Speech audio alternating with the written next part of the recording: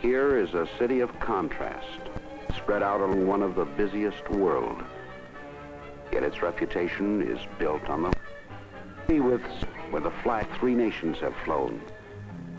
Yet it looks only to the future. And the old always gives way to the... This is the city of Detroit in the state of Michigan.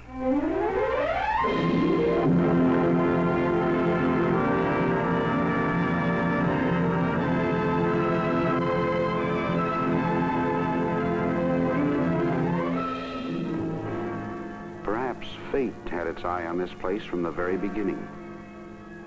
On a ledge, high up against the face of the old city hall in Detroit, stands a man of stone. He is looking endlessly out over a square that bears his name, Cadillac. Sometimes, just after dawn, it is quiet in Cadillac Square, and you can hear the beating of the pigeons' wings. It must remind the stone man of how it was when he landed on this river shore back in 1701. No boat whistle sounded then. There were no steel mills, no docks and factories. Only a silent wilderness and the river flowing between the lakes. In the library on Woodward Avenue today, there is a map, an idea of how it looked that year on the morning of July 24th. There was a big plan back of this landing. The French wanted furs, and they wanted to get in behind the English on the wild continent. Down from the north, they sent Antoine de la Motte Cadillac and 100 men to the Place du Detroit, the place of the strait. They built a stockade on the strait, called it Fort Pontchartrain. You can see a model of it in old Fort Wayne on the river today. Before long, people were calling this little settlement Detroit. By the year 1800, men arrived who left a lasting impression on the community. One was the Reverend Richard Pollard, who paddled his canoe across the river from Canada to hold Episcopal church services in Detroit. He met with his frontier congregation in the old Indian Council House, the only available place for public assembly.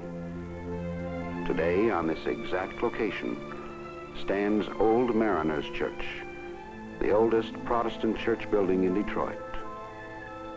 It serves as a focus for many civic and interdenominational services in the heart of Detroit's new civic center.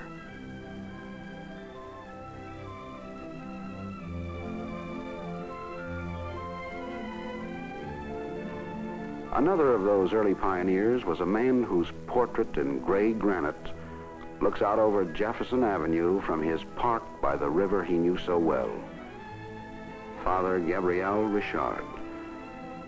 And this statue is not his only monument. The Detroit News, the Detroit Free Press are something to remember him by because he brought the first printing press to the Michigan wilderness. He helped save Detroit when it was all but burned off the map. Though the city has a modern fire department now, in his day, there was none. When the town burned to the ground and the settlers wanted to leave, he talked them into staying and rebuilding from the ashes. He reminded them that the city was not destroyed. How could it be? The city was in their hearts.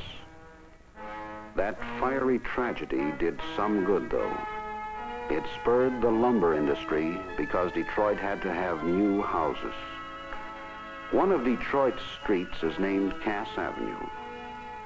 A thoroughfare is an appropriate monument to General Lewis Cass, the territorial governor in the early years who was responsible for the first network of roads through the Michigan wilderness.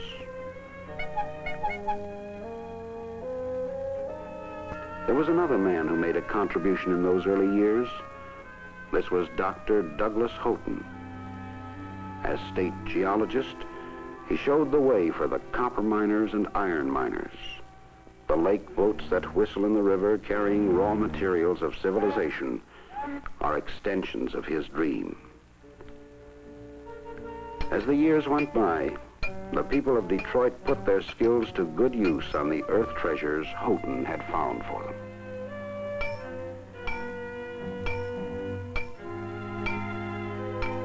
Because he was a great mayor and a humanitarian, they have a bronze statue of Hazen S. Pingree in Grand Circus Park.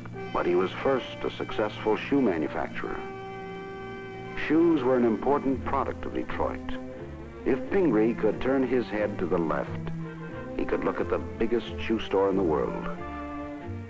Strange that this city, whose product has taken every man off his feet and put him on wheels, should boast an establishment with 10 floors devoted to nothing but footwear. Through the 19th century, Detroiters made many products: bicycles, carriages, railroad cars, and marine engines, against the coming of the great day. Then, in the 1890s, horseless carriage talk began to circulate around the country, and Detroiters paid no more attention than most people. But there were men in Detroit who were tinkering with these self-propelled contraptions, and the first Detroit-built car had been driven in the streets of the city. But not many people knew what was going on down on Bagley Avenue, right where the Michigan Theater now stands. Early one morning, a man named Henry Ford, who had been building a horseless carriage in a shed back of his home, wheeled it out into the alley and started it up. The echoes of that two-cylinder motor have never died, and they never will. It's in many places. But the industry caught on and grew in the town that started as a fur depot with canoes parked at its door. The know-how was here, and the waterways for the vast loads of raw materials. Blacksmiths, marine engine, and carriage builders easily switched over to car building. Then, when they figured out a system of fabricating the parts and putting cars together on a moving conveyor, it set the pattern for mass production. The mass production of all kinds of wonderful products. It fired the starting gun for today and the greater days that lie ahead. Now, on every highway in the land goes the work of the people of Detroit.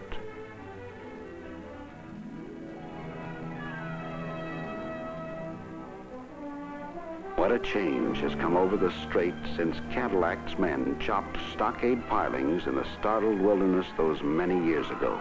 The river is now an international boundary and one of the world's busiest waterways.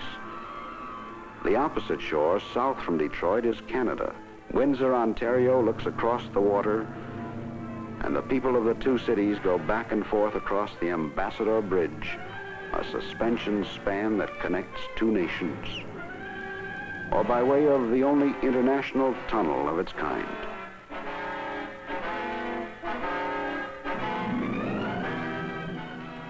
Detroit has plenty of visitors because there is a lot to see.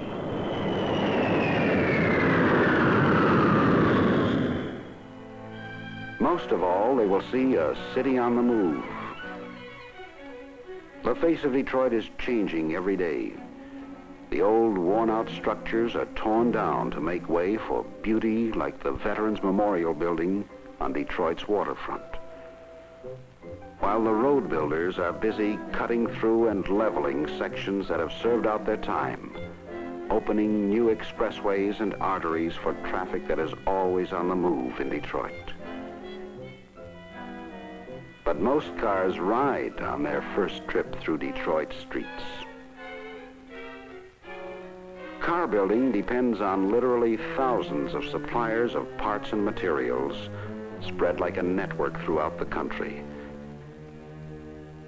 all springing from that joke of the 1890s, the old horseless carriage. Whatever happened to that derisive taunt, get a horse?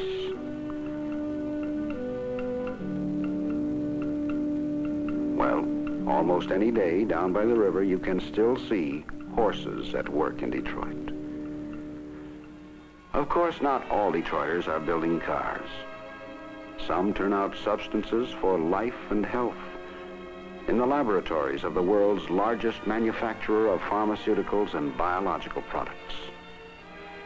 Here is where they discovered adrenaline and a host of other things that are names on bottles and the difference between life and death for people all around the earth. They didn't know it, perhaps, but all these years Detroiters were building something else. The technique of mass production, which became a weapon to defend human freedom. When the time came to produce for the defense of America, the plants and the skills were ready. Detroit became the arsenal of democracy.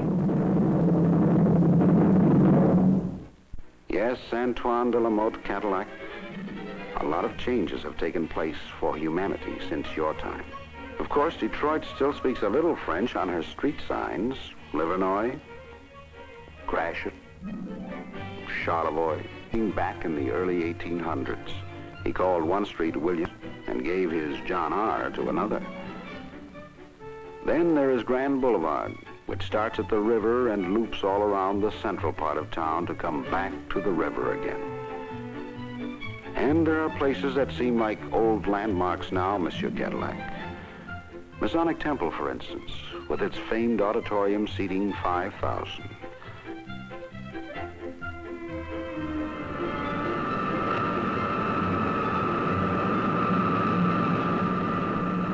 And there are some things that would seem a miracle to you, this jet airliner and the Detroit Metropolitan Airport.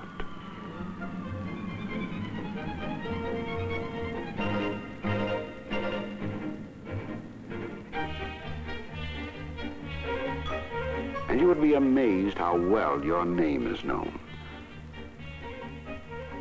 The 47 stories of the Penobscot building would overawe you. And not in the halls of Fontainebleau would you have seen anything to equal the Fisher Building. It is one of the most elaborate office buildings in the world. Here is the Pioneer Department Store that is now one of the largest in the country, where you could get anything from the furs you came to these shores for in the first place to 10,000 other items you never heard of. Far out in the suburbs, you would find branches of this store with many other shops clustered about in two fine shopping centers, each located in the middle of gigantic parking lots. This is Northland, with space to park exactly 9,984 cars.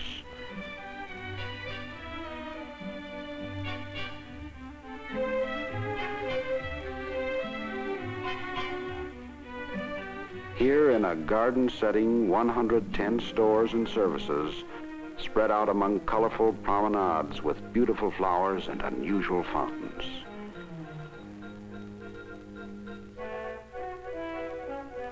You would find fascinating new buildings all over the city. Towers of steel and glass and aluminum. And there are motels dotted all around.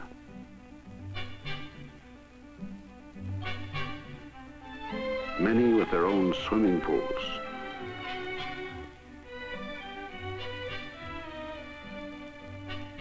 There's always plenty to see on the river. Sometimes it seems as if all the people who own cars also own boats.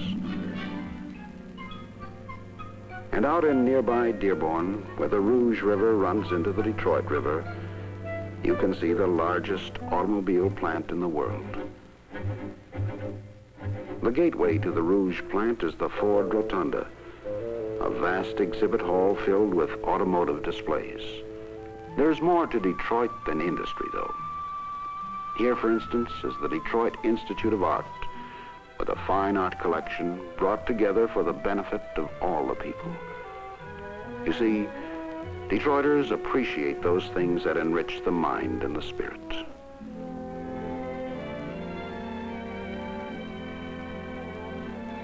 To the northwest in suburban Bloomfield Hills is a cultural center known as Cranbrook.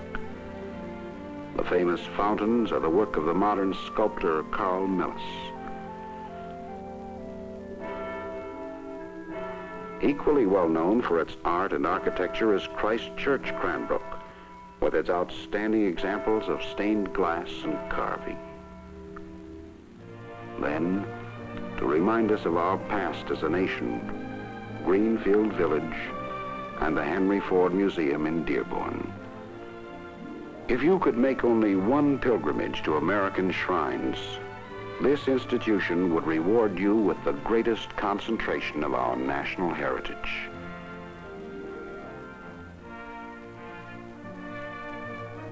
Transported to Greenfield Village from New Jersey is the Menlo Park Laboratory where Edison lit the first electric light, as well as McGuffey's Schoolhouse and the Black Walnut Courthouse where Lincoln practiced law, and all the other historic structures that have been saved for posterity. Detroit is proud of its united foundation, combining all fundraising appeals into one great torch drive for charity and meeting one of the highest quotas in the country. Then there are institutions like this, one of many fine hospitals in the metropolitan area. The needs of the mind are attended to by a great city school system. And Detroit is noted for its fine colleges and universities, like the famous University of Detroit and Wayne State University, which has grown from modest beginnings in an old high school building to a beautiful campus spreading out from the Art Institute and the library in the very heart of the city. The work of many of America's creative architects can be seen in the beauty of this university. So you see, metropolitan Detroit is more than an important industry. Thousands upon thousands of the cars that originated here come rolling back every year, bearing Americans who are visiting one of the greatest sightseeing sections of the country. A lot of the woods, lakes, and streams of Michigan are as unspoiled as they were when the voyageurs came over the waters in their canoes. This is the gateway to trout, bass, muskie, and northern pike country. This is also the gateway to great hunting country and the winter sports area of northern Michigan. Who has a more varied choice of sports than Detroiters? First and foremost, the Detroit Tigers, with pretty close to the best stadium in the country. This is also the home of a colorful professional football team, the Detroit Lions.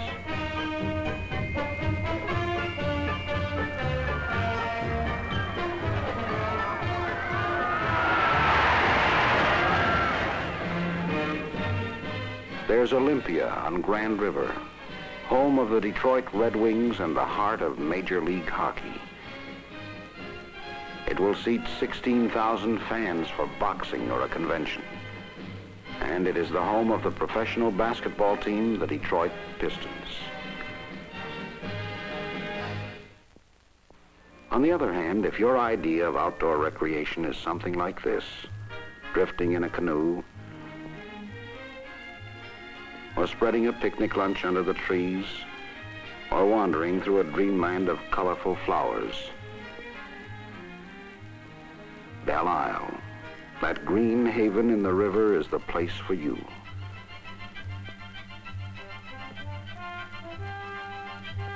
You can drive over the bridge and feel your tensions relax.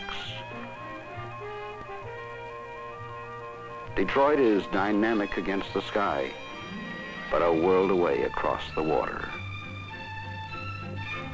If you want even more elbow room, there are 1,200 rolling acres in River Rouge Park where you can lie under a tree and listen to the song of the earth, or go into action and work off steam.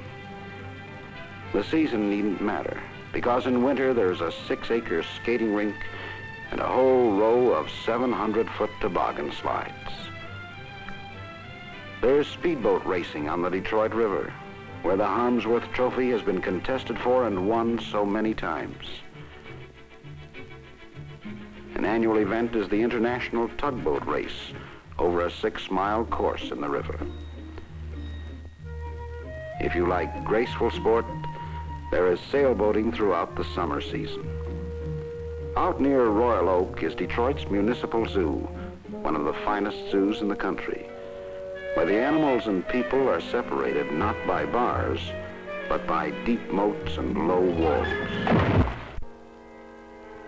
Right under the city, 1,100 feet below the ground, there wind the mile-long corridors of a gigantic salt mine.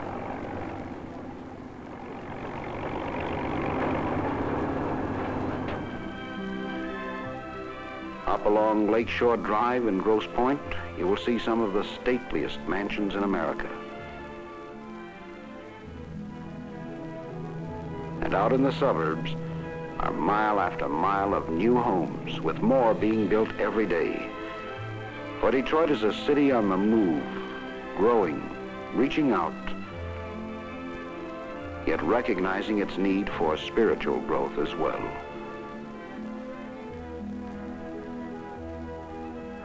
Members of every faith find a home here.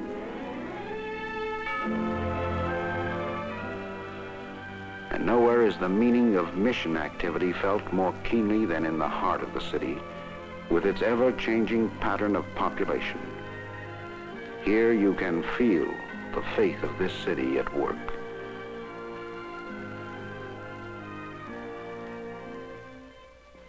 The new Civic Center is a tangible expression of Detroit's dreams for tomorrow. Here on 75 acres at the very edge of the Detroit River, a tangle of crowded and run-down buildings was cleared to make way for a new concept of developments.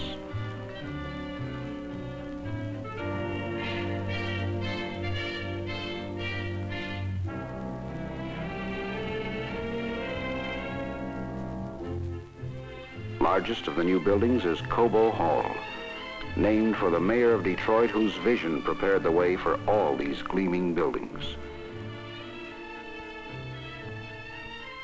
Cobo Hall has 51 acres of floor space available for conventions, exhibits, and displays.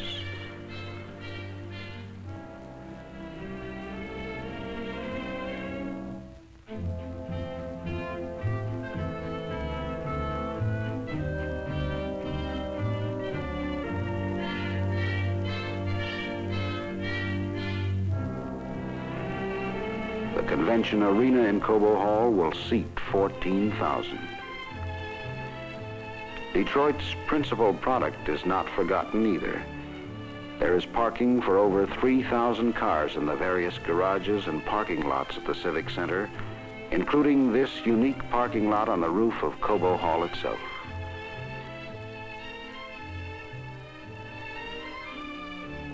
Nearby is the new Henry and Edsel Ford Auditorium, home of the famed Detroit Symphony Orchestra. Across Jefferson Avenue and towering over the Civic Center is the new City-County building, where more than 40 executive, legislative, and judicial departments have conveniently been brought together in one 20-story building. Here at the entrance to the building is the spirit of Detroit. This massive bronze figure holds symbols of God and of the family, the foundation of all hope and new life. For Detroit has always moved forward on faith, building and rebuilding, shaping its own destiny with the imagination and abilities of its people. This is the way it is with the city of Detroit, the city that changed the transportation of man around the world, the city that grew up on the straight. The old gives way to the new, yet all that is good is cherished and contributes to the dream of the future. For Detroit, the city of contrasts, looks toward tomorrow, confident that its great goals will be gained through the vision, cooperation, and energy of all its people.